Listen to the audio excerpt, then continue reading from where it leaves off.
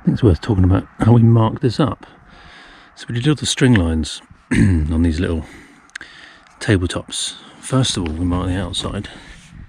So there, so he's marked it outside. Then we need to find the centre of the trench, hence the C there. So the thickness of the walls is 150 millimetres, 6 inches.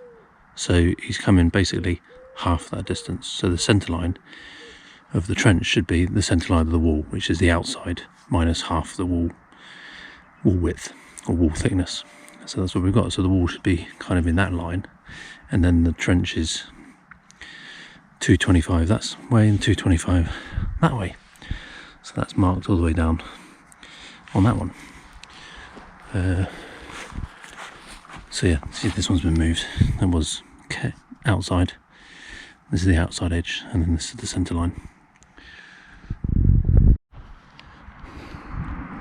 And this one at the bottom is still marked up on the outside edge because of that. We haven't done that trench yet.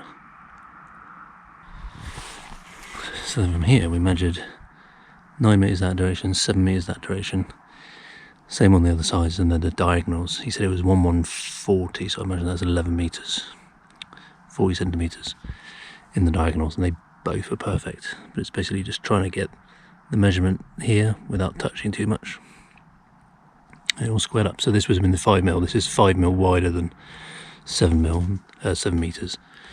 This is exactly 9 metres in that direction, so that's pretty good. This isn't the final measurement, this is just basically to get the footings in the right place